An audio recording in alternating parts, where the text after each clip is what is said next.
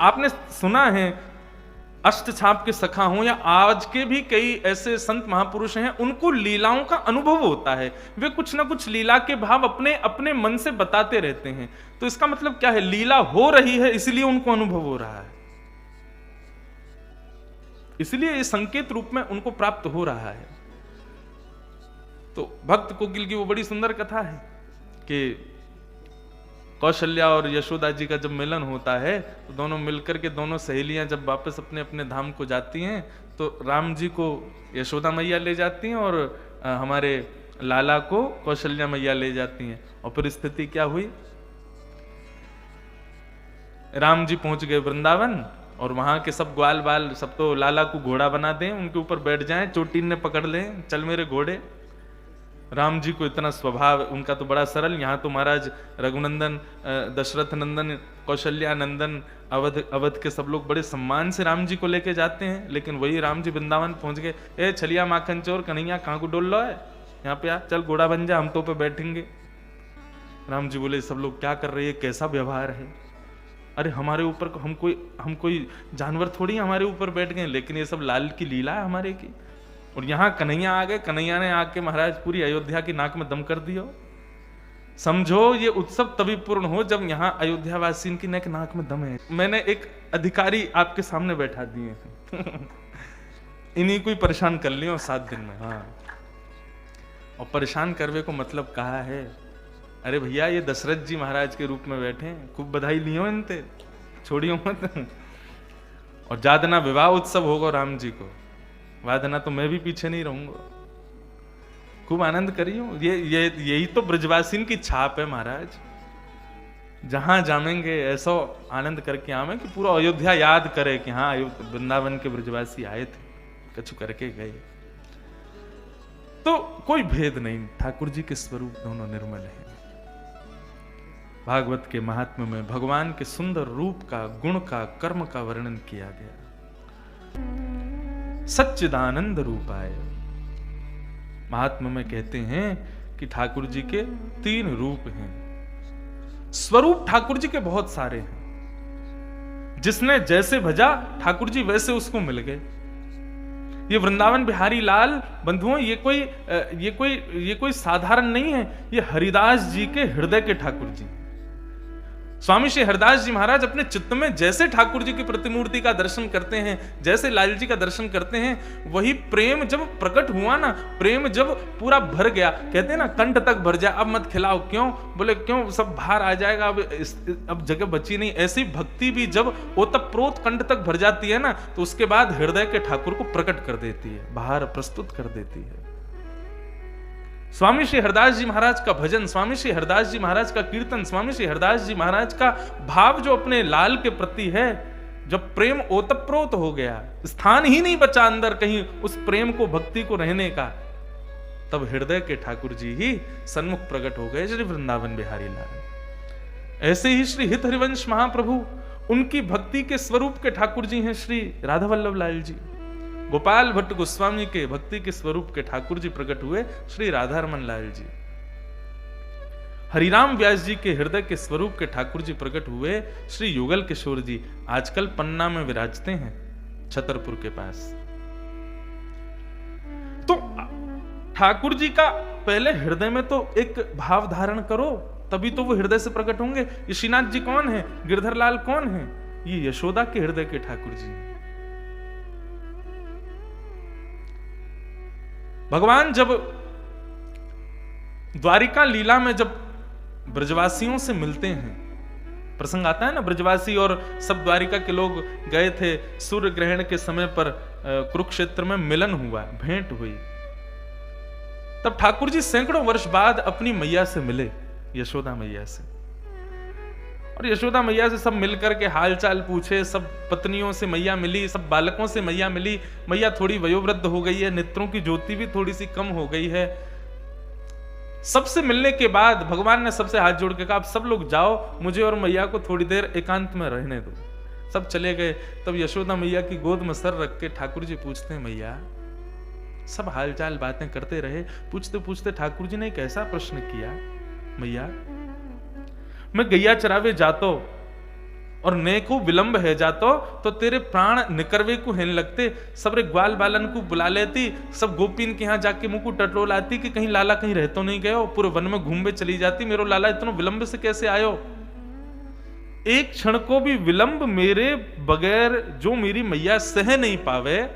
आज मैं देख रहा हूं 100 वर्ष बाद अपनी मैया से मिल रहा हूं, लेकिन मेरी मैया जीवित है मेरे बिना।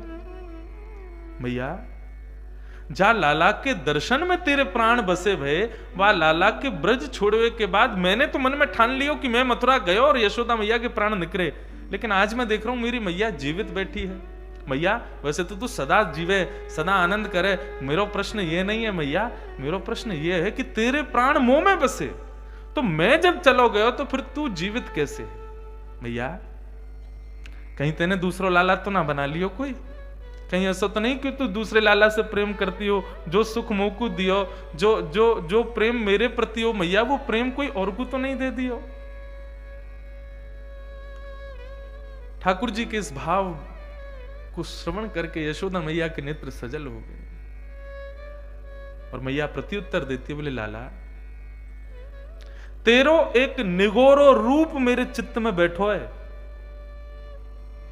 तेरो एक स्वरूप मेरे चित्त में बैठो है जो मेरे प्राणन को रोके भयो है। ठाकुर जी बोले कौन सा स्वरूप। बोले जब इंद्र ने मान कियो, हम ब्रजवासीन को मारवे के काजे, डुबावे के काजे, श्यामवर्तक ऋतुओं को भेज के पूरे ब्रजमंडल पर वर्षा करी, तब मेरे नेक्से से लाला ने अपने बाम हस्त की कन्या उंगली पर गिरिराज धारण कियो। 7 दिन 7 रात्रि तक लाला तेने गिरिराज जी धारण करके रखे। ब्रजवासी सो भी रहे, ब्रजवासी खा भी रहे, ब्रजवासी हंसी भी कर रहे, ब्रजवासी नृत्य भी कर रहे, गान भी कर रहे, लेकिन एक अकेली यशोदा तेरे चरणन में बैठी कि मेरे लाला को बल कहीं कम नहीं है जाए। मेरे लाला ने कन्या उंगली पर गिरिराज जी धारण किए, मेरे लाला को हाथ कहीं दुख नहीं जाए, मेरे लाला को कोई कष्ट नहीं है जाए। लाला 7 दिन अपलक नेत्रों से मैंने तेरे वह स्वरूप को निहारो, और वह के बाद जब जब मैं नेत्र बंद करती, जब जब मैं अपने नेत्र बंद करके रात्रि शयन में भी जाती ना, तेरा वही गिरधर स्वरूप मेरे चित्त में प्रकट रहता। मेरो कन्हैया मुंह को छोड़ के चलोगो, ब्रज छोड़ के चलोगो, लेकिन तेरो वो निगोरो रूप मेरे चित्त से नहीं जा रहे हो, या मारे मेरे प्राण नहीं निकले। जब ठाकुर जी ने यह भाव सुना, मैया के हृदय पर अपना हस्त कमल रख करके नेत्र बंद करके जब ठाकुर जी ने दर्शन किया, तो वही गिरधर स्वरूप ठाकुर जी के चित्त में प्रकट हो गया।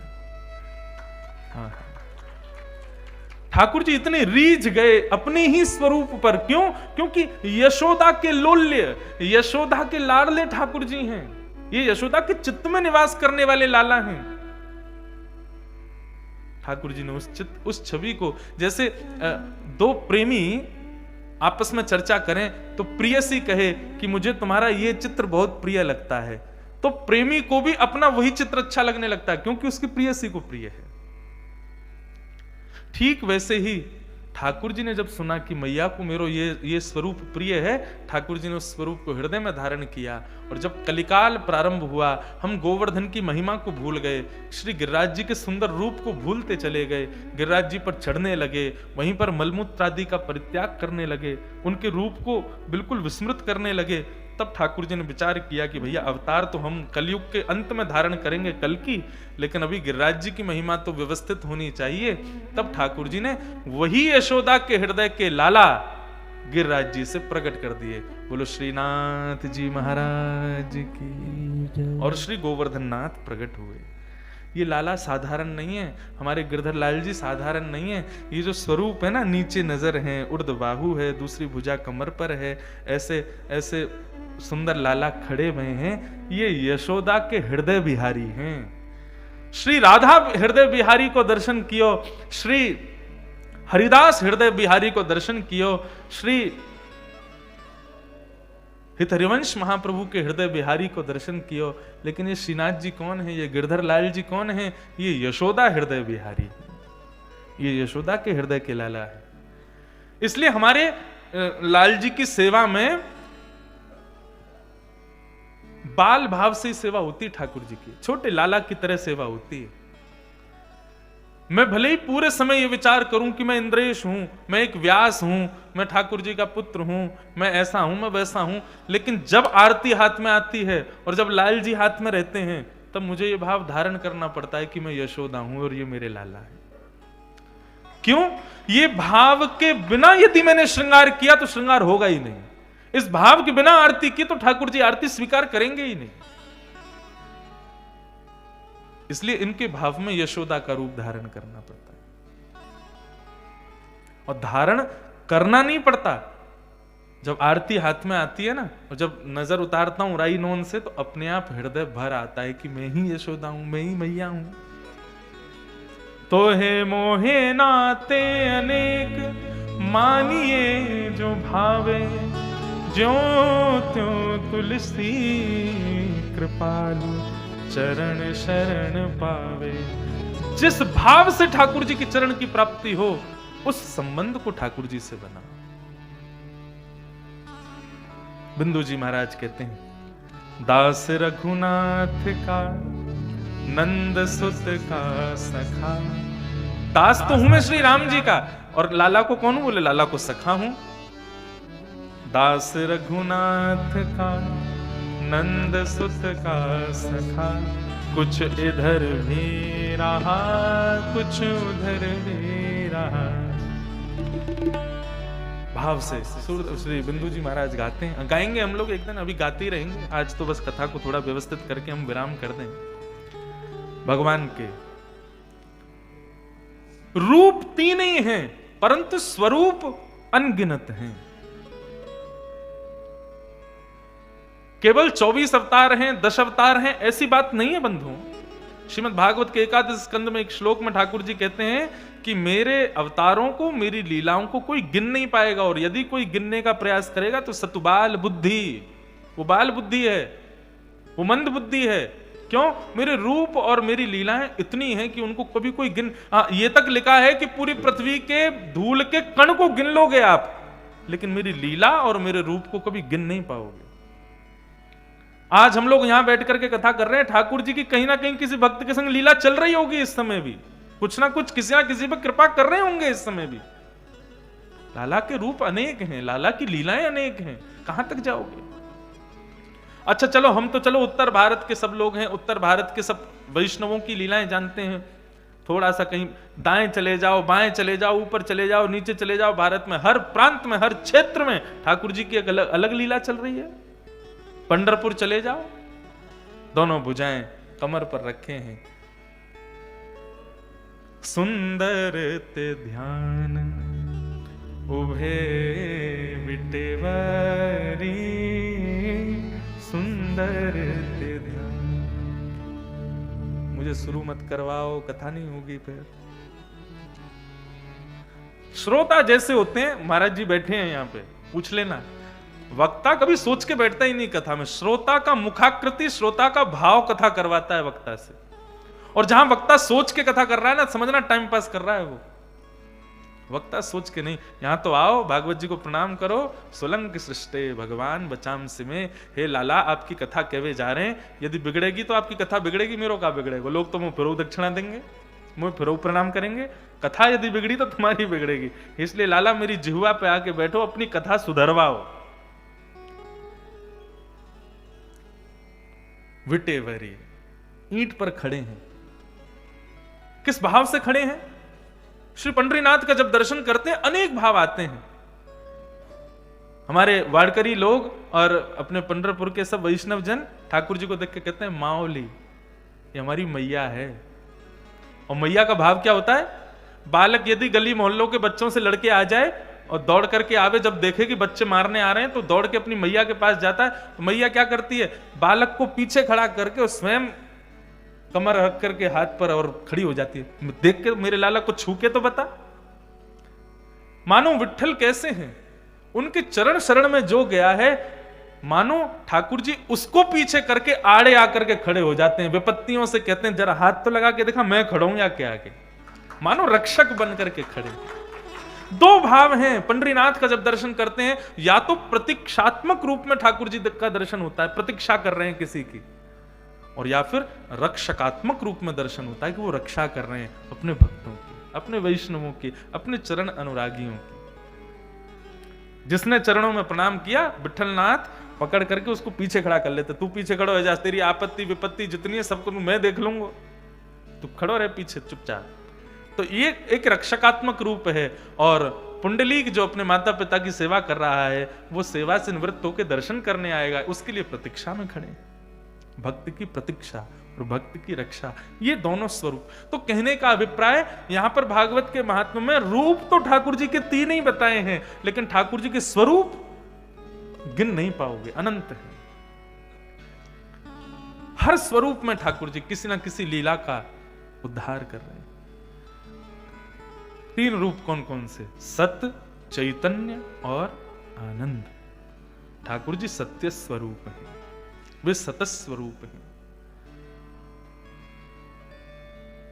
त्रिकालाबाधित सत्य है। जब हम नहीं थे, जब सृष्टि नहीं थी, तब भी वे थे। आज हम सब हैं, तब भी वो हैं, और आगामी समय में कुछ भी नहीं बचेगा, तब भी नाथ तो रहेंगे।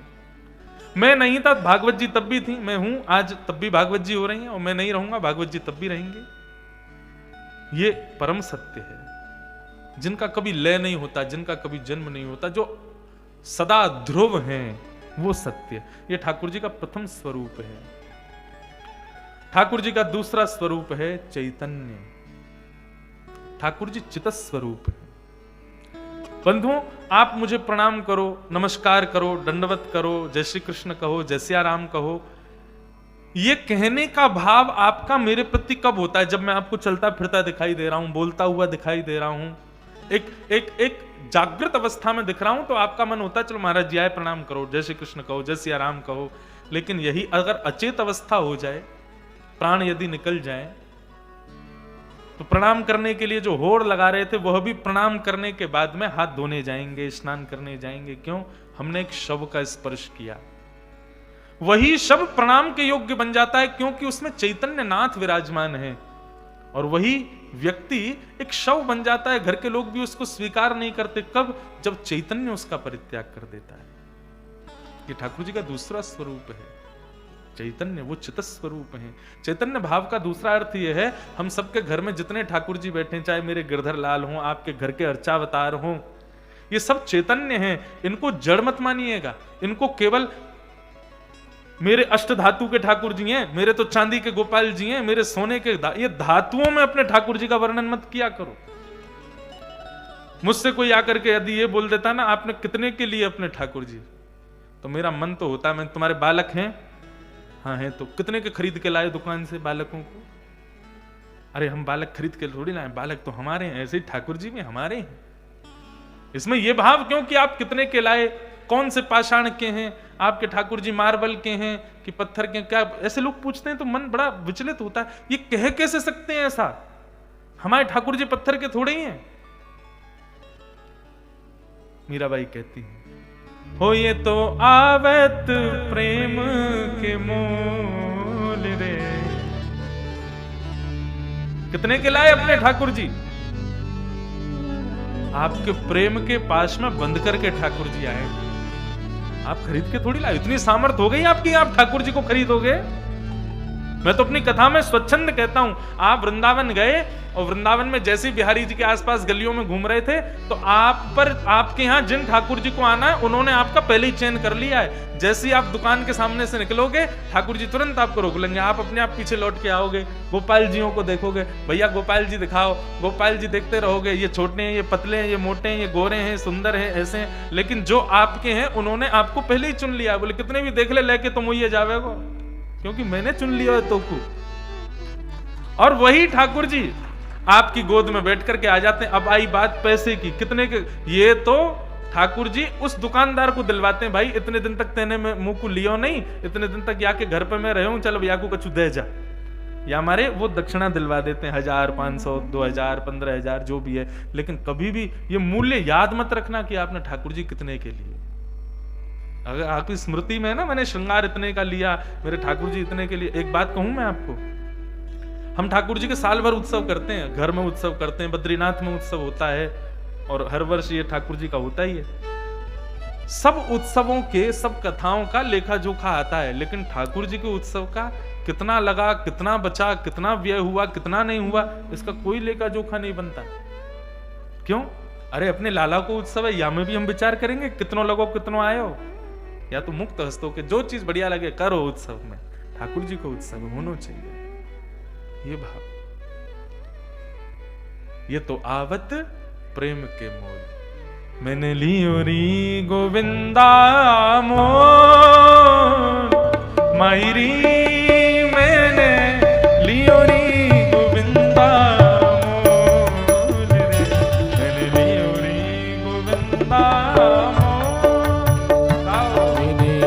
री गोविंदा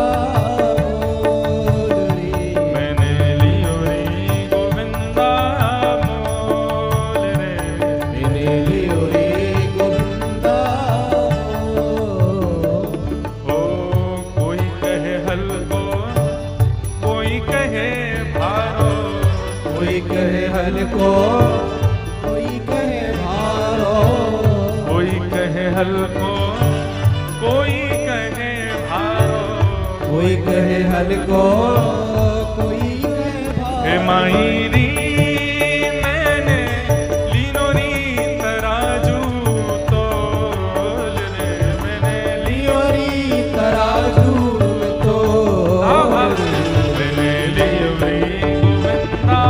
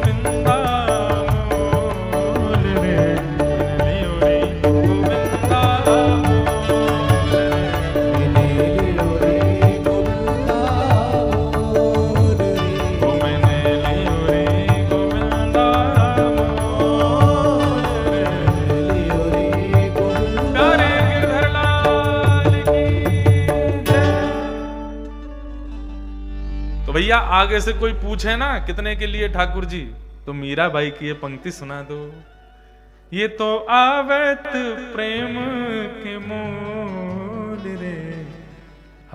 हम तो इनको प्रेम से ले आए और ये हमारे प्रेम में बंद करके आ गए। और कोई दान दक्षिणा, लाल जी का श्रृंगार कितने का, पोशाक कितने की, ये कितने का, इसमें पैसे तो दो, भूल जाओ फिर कितने के लिए हमने। ये याद रखते हो तो समझो अभी आपकी भक्ति में कहीं पर कोई कमी है। तो ठाकुर जी के बंधुओं, रूप 3 हैं, स्वरूप बहुत सारे हैं। जैसे कि व्यासपीठ पर बैठा हूं, धोती बगलबंदी तिलक लगा करके पटका पहन करके बैठा हूं, ये मेरा स्वरूप है, ये रूप नहीं है।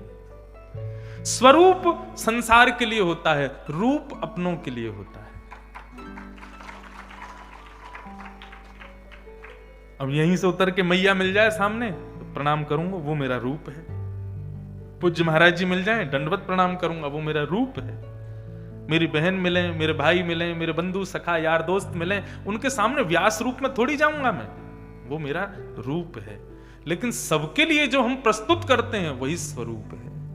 यहां पर ठाकुर जी के स्वरूप नहीं, रूपों का वर्णन किया गया। सच्चिदानंद रूपाय, ये ठाकुर जी के सत चित और आनंद रूप है। ये तीनों राम जी में भी हैं और ये तीनों हमारे कन्हैया में भी हैं। ये तीनों बद्रीनाथ में भी हैं, तीनों द्वारिकानाथ में भी हैं, ये रंगनाथ में भी हैं, जगन्नाथ में भी हैं। उनके स्वरूप की आकृति देखो अलग है सबकी। राम जी धनुष बाण में, हमारे लाला बंशी में। बद्रीनाथ में चले जाओ, शंख चक्र गदा पद्मधारी चतुर्भुज रूप में तपस्या कर रहे हैं। जगन्नाथपुरी चले जाओ तो प्रेम विगलित स्वरूप। रंगनाथ में चले जाओ, शेष सैया पर पौड़े भय लक्ष्मी चरण दबा रही है। श्रीनाथ जी में चले जाओ, भुजा ऊपर। स्वरूप कितने कितने, कभी कभी लगता है ठाकुर जी जैसो बेलूपिया नहीं कोई, कितने रूप बदलते हैं। बेलूपिया गलत शब्द हो जाएगा, यूं कह दो ठाकुर जी से बढ़िया कोई श्रृंगार करना नहीं जानता है? अभी महाराज जी ने बहुत सुंदर एक बात है ना, क्या लचक चाल अलबेली है, मैं लिखवा लूंगा फिर कल मैं भी गाऊंगा। गुरुजनों के संत जनों रहने का यही तो सबसे बड़ा फल है कि आपको कुछ ना कुछ नवनीत मिलता है, और नवनीत कन्हैया को प्रिय है। नवनीत प्रिय ठाकुर जी का मतलब मक्खन प्रिय नहीं, नित्य नूतन प्रस्तुत करो वो प्रिय है।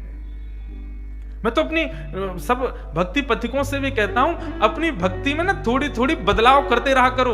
एक जैसी पूजा, एक जैसी सेवा ठाकुर जी की रोज मत किया करो, हर दिन कुछ नया किया करो। ठाकुर जी को वही तो नवनीत प्रिय है। ये मक्खन मिश्री सामने धर देनो, यही से ठाकुर जी प्रसन्न ना हो मैं। आपकी भक्ति में कितनी नूतनता है, आपके भाव में कितनी नवनीतता है, ये ठाकुर जी को प्रिय है। एक बात कहूं, लाल जी के उत्सव को तो भक्तिपथ पाठशाला का नाम दे देना चाहिए। यहाँ आने वाले साधक कागज पेन लेके बैठा करो और सेवा के भावों को लिखा करो। कैसी सेवा होती है, कैसे भाव होते हैं।